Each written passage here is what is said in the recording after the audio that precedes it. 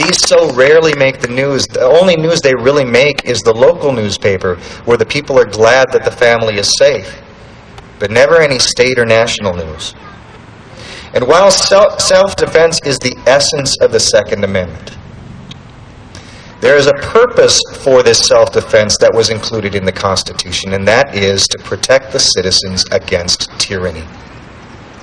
Because regardless of how many people whose lives have been lost in gun crime, so-called,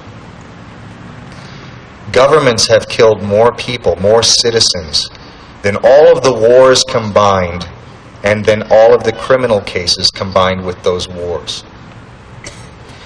In 1915, Ottoman Turkey made it illegal for Christians to own firearms. They killed 1 to 1.5 million Christians who they had disarmed by 1917.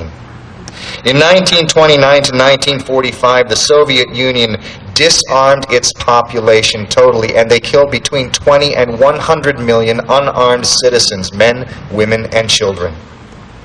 From 1933 to 1945, Nazi Germany disarmed all of the Jews and all of the confessional Christians that signed the Barmen Declaration. They killed up to 20 million unarmed citizens, men, women, and children. This is not including the victims of war. This is just the people of their own country that they killed. From 1927 to 1929, nationalist China disarmed their people and killed all their political opponents and several army conscripts, the number being 10 million. Men, women, and children.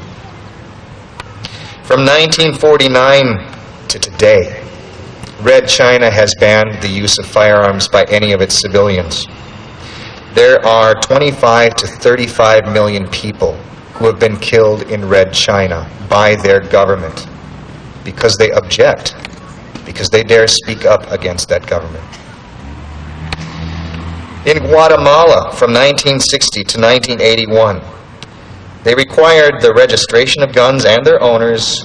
They made high licensing fees. They prohibited the carrying of guns, and then they banned gun shops, sharp tools, and they confiscated weapons.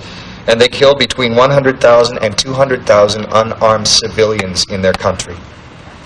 In Uganda, from 1971 to 1979, they required the registration of guns and owners. Then they required licenses for transactions. Then they gave warrantless search powers and confiscation powers. And they killed as many Christians and political enemies as they could, probably around 300,000 unarmed citizens.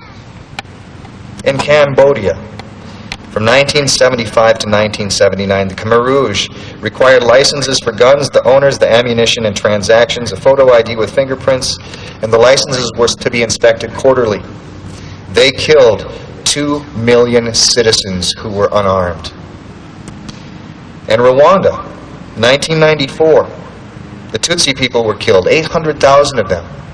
They were disarmed by their government, and the Hutus went around with machetes and cut them apart. This is from the book Death by Gun Control by Aaron Zellman and Richard Stevens. It's published by the Jews for the Preservation of Firearm Ownership. They say, when the gun prohibitionists quote statistics about how many people are killed by firearm misuse, the discussion sometimes bogs down into whose crime stats are to be believed and how to count crimes versus defensive use. In the 20th century, governments murdered 4 times as many civilians as were killed in all international and domestic wars combined. The framers of our Constitution didn't say it couldn't happen here. They saw this. They knew it was possible. The people living in the United States, they knew that the Constitution could be abused and abrogated and run over.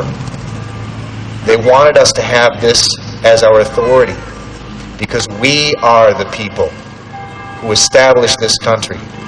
Our forefathers blazed the trail, but every year, every generation needs to be taught to take ownership and responsibility for this country so that we do not lose the privileges that we've granted to our children, that we do not have a government take away rights that they have no right to take away, and so they do not go beyond the powers that this country established for them.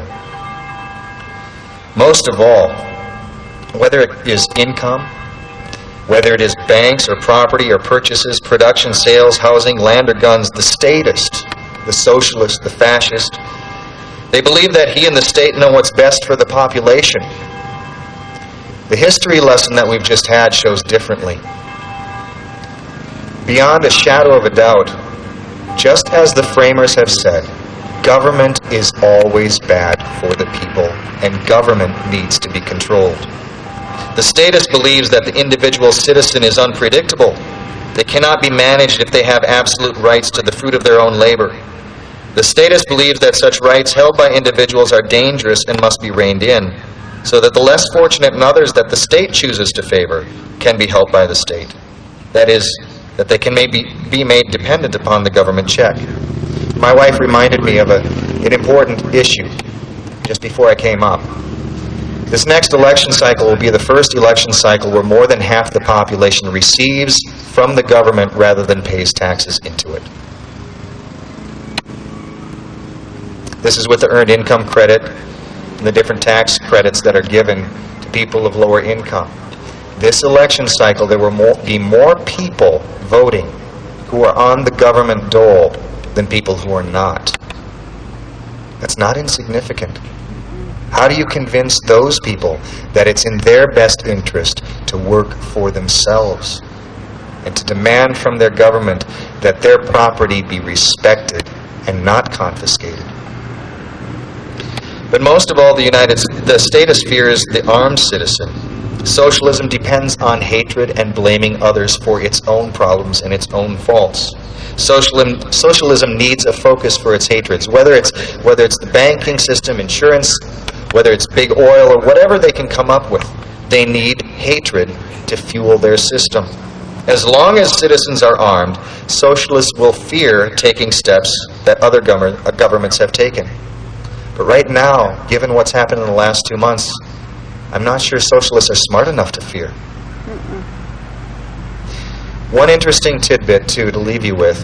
If you go to the Brady Bill website, they'll talk about how much crime has been reduced in the last 4 years. And they're lauding this, and it's good. But what they don't tell you is that if you go to the FBI website and track gun sales, you'll also find the parallel curve is the increase in gun ownership in the United States among its citizens.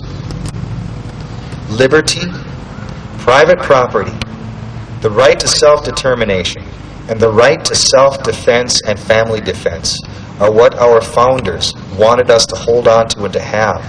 They recognized them as rights that were there before they wrote the Constitution. They are not rights given to us by our country, but rights which we prohibit our government from taking from us.